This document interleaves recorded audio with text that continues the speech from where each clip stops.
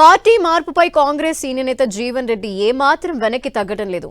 మంత్రులు శ్రీధర్ బాబు, అడ్లూరి లక్ష్మణ్ బుజ్జగింపులు చేసినా I don't care అంటున్నారు జీవన్ రెడ్డి. జీవన్ రెడ్డితో మంత్రులు జరిపిన చర్చలు విఫలమైనట్టు తెలుస్తోంది. మంత్రులు ఎంత చెప్పినా జీవన్ రెడ్డి మాత్రం వెనక్కి తగ్గట్లేదు.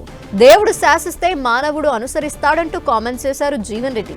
తాను ముందుగా అనుకున్నట్లుగానే ఈ నెల 25న అనుచరులతో చర్చించి భవిష్యత్పై నిర్ణయం తీసుకోబోతున్నట్టు మరోసారి ప్రకటించారు జీవన్ రెడ్డి.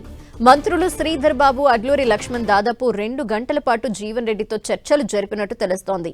జీవన్ రెడ్డి అసంతృప్తికి గురైన అన్ని అంశాలపై చర్చించామని, పార్టీ అధిష్టానం దృష్టికి కూడా తీసుకువెళ్తామన్నారు మంత్రి శ్రీధర్ బాబు.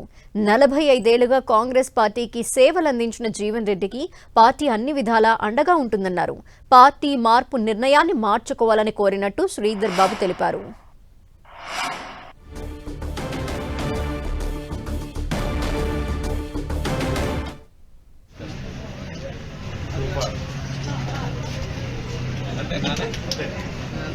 దేవుడు శాసించిండు, మానవుడు అనుకరిస్తాడు. అంతే సార్.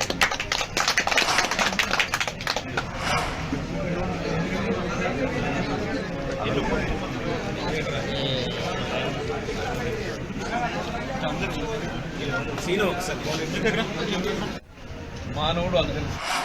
పరంగా ఇచ్చిన సూచనల మేరకు కానీ వారికి తెలియజేయడం జరిగింది ఏ నిర్ణయం తీసుకోవద్దని. ఎందుకంటే స్థానికంగా కొన్ని విషయాలు, కొన్ని సందర్భాలు వారికి మనస్తాపం జరిగిందని వారు కార్యకర్తలకు సంబంధించి, నాయకులకు సంబంధించి కొన్ని అంశాలు తెలియజేయడం జరిగింది. మాకు కూడా అనేక సందర్భాల్లో వారు చెప్పారు. వాటన్నిటిని కూడా పరిష్కారం అయ్యే ఆలోచన చేద్దామని మేము పార్టీ పక్షాన వారికి తెలియజేయడం జరిగింది. వారు చెప్పిన అనేక అంశాల విషయంలో తప్పకుండా వారు చెప్పే అనేక అంశాల విషయంలో కొన్ని సందర్భాల్లో న్యాయం జరిగే విధంగా చేసే ప్రయత్నం జరగలేదని మేము కూడా అప్పుడప్పుడు ఆలోచన చేస్తే తెలుస్తూ ఉంది. కానీ ఈరోజు అక్కడ ఉన్న పరిస్థితులు పట్టుకొని పార్టీ నిర్ణయం తీసుకొని, లేకుంటే ప్రభుత్వం నిర్ణయం తీసుకుంటే వారు మనస్తాపంకు గురైనారు.